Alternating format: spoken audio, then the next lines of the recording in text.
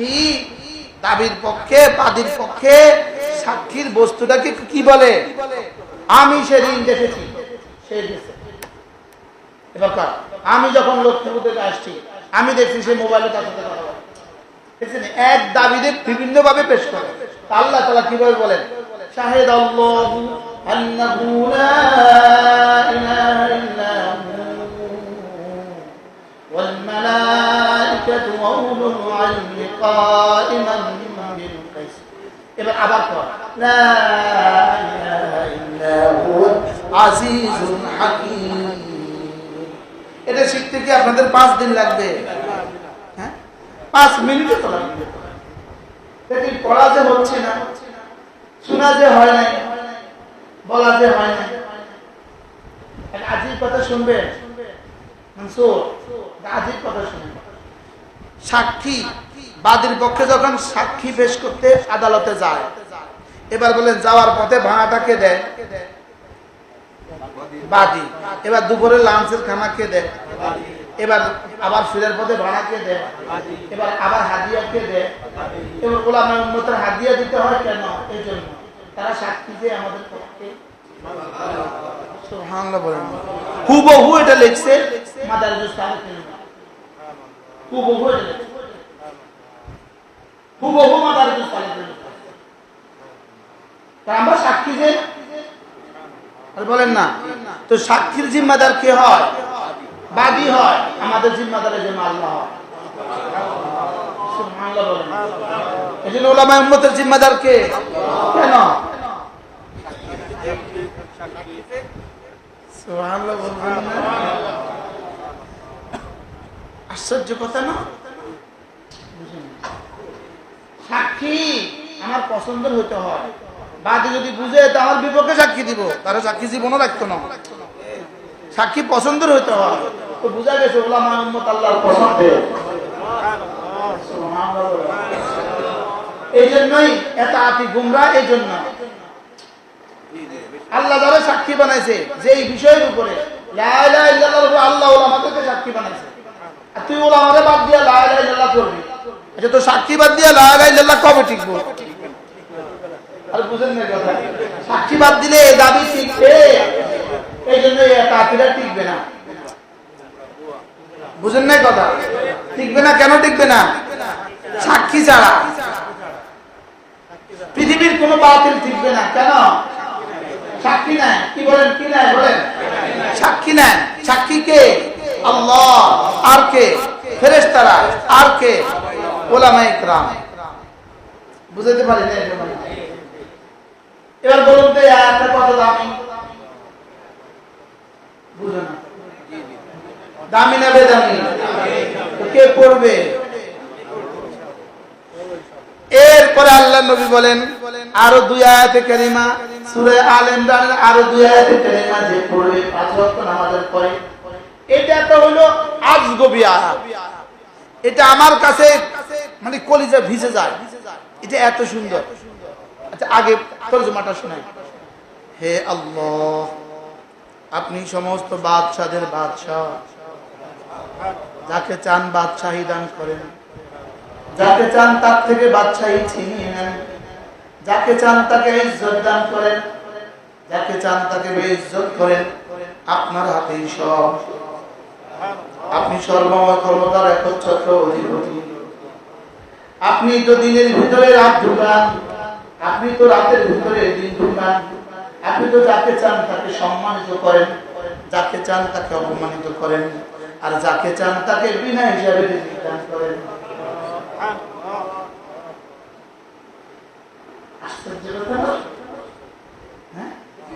আবার পড়ছি।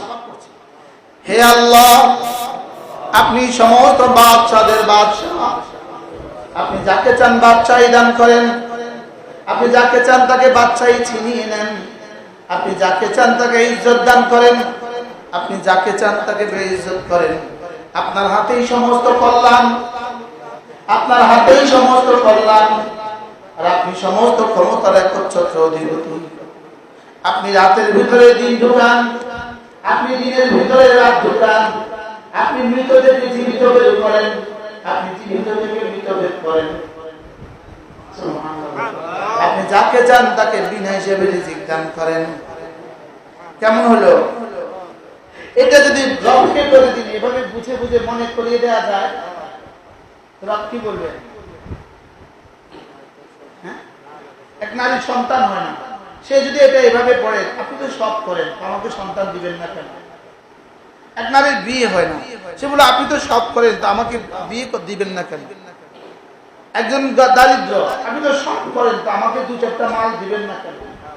একজনের ঋণগ্রস্ত, আপনি তো সব পারেন, আমার ঋণগুলো পরিশোধ করতে আপনি পারবেন না? আপনি এত কিছু পারেন, এটা পারবেন না? আপনি দিন থেকে ফুটন্ত জীবন্ত মুরগি বাচ্চাটা কিভাবে বের করেন? এটার ভিতরে ছিদ্রের পথে আপনি কোন লাইনে অক্সিজেন সাপ্লাই দিচ্ছেন? দিনের ভিতরে কোন লাইনে দিচ্ছেন অক্সিজেন সাপ্লাই? কই ছিদ্র কই? দিনের ভিতরে বাচ্চাটা জীবন্ত না মৃত? নিঃশ্বাস কমে ফেলছে কি বুঝে না?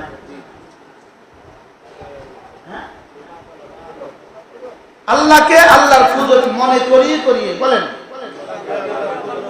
আল্লাহর কুদরত গুলো মনে করিয়া করিয়া, আল্লাহর সিফাত গুলো মনে করাইয়া দিয়া দিয়া নিজেরটা চাওয়া। সুবহানাল্লাহ বলে।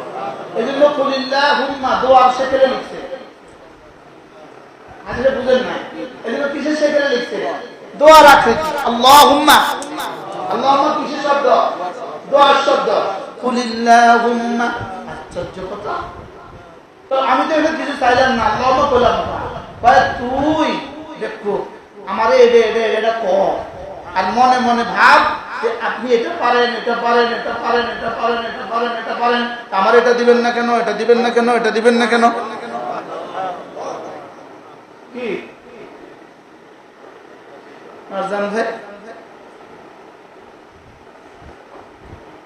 কি সুন্দর আয়াত। আচ্ছা, বিয়াদিকাল খাইর এর মধ্যে কি আছে কি নাই? তোমার হাতে সব, বলেন তোমার হাতে সব, তুমি আমার রব, তোমার হাতে সব, বলেন তুমি আমার রব, তোমার হাতে সব, আমার সুস্থতা তোমার হাতে, আমার ছেলেটা বিদেশে যাবে এটা তোমার হাতে, ছেলেটা বিদেশে কাজ নাই এটা তোমার হাতে, আমার মেয়েটা বিয়ে হয় না এটা তোমার হাতে, মেয়েটার সন্তান হয় না এটা তোমার হাতে, মেয়েটার শাশুড়ি মেয়েটাকে জ্বালা এটা কিন্তু তোমার হাতে। বুঝেন নাই কথা? আমার ছেলেটা অসুস্থ এটা কিন্তু তোমার হাতে, আমার মেয়েটা অসুস্থ এটা কিন্তু তোমার হাতে। কি বলে, আপনি কেন পারবেন না? আপনি তো নিজেই বলেছেন আপনি সব পারেন। আমাদের এই মাদ্রাসার ঋণগুলো আপনি পরিশোধ করতে পারবেন না কেন? আপনি তো সব পারেন। হ্যাঁ, যদি না এটা ধ্যানের সাথে করতাম, যদি না এটা বুঝে বুঝে করতাম, যদি না এটা কলিজা থেকে করতাম। হ্যাঁ, এটা তো আমার বানানো শব্দ নয়, আপনার বানানো শব্দ, আপনার দেওয়া শব্দ। আপনারটা আমি আপনাকে বলছি দিবেন না কেন? বুঝেন না কথা কি বলছি? বলেন। আমি তো আপনারটা আপনাকে দিচ্ছি, আপনারটা আপনাকে বলছি আপনি দিবেন না কেন? আপনি দিতে হবে আমাকে, আমার ছেলে দিতে হবে, আমার মেয়ে দিতে হবে, আমার অসুস্থ ছেলেটাকে সেবা দিতে হবে, আমার অসুস্থ মেয়েটাকে সেবা দিতে হবে, আমার দারিদ্রতা দূর করে দিতে হবে, আমাকে আল্লাহর অমর থেকে বাঁচাতে হবে। আমি এমন জীবন চাই না যে জীবন আরেকজনের বোঝা হয়ে থাকতে হয়, এমন জীবন আমি চাই না। আমি ক্যান্সারের মতো দুরারোগ্য রোগ চাই না। আমার এই গুনাহ থেকে বাঁচাইতে হবে, আমাকে গুনার ক্ষতি থেকে বাঁচাইতে হবে। বলেন, গুনাহ থেকেও বাঁচতে হবে, গুনার ক্ষতি থেকেও বাঁচতে হবে। বলেন, পায়খানার টাঙ্কিতে ডুবে গেলেন, এবার বলতে থাকলেন আমার গায়ে যেন পায়খানা না লাগে। পায়খানার টাঙ্কিতে ডুবে গিয়া পায়খানা না লাগে এটা বলা যেমন, গুনাহ করে ক্ষতি না হওয়া এটা বলাও তেমন। আমার ক্যান্সার না হোক, জীবনভর খাইলার মদ আর গাঞ্জা আর জর্দা, এখন ক্যান্সার না হোক, বলে এটা কেমনি কর, এটা কেমনি কর, এটা পায়খানা টাঙ্কির ভিতরে ঢুকিয়া পায়খানা না লাগুক এটা। বুঝেন নাই কথা?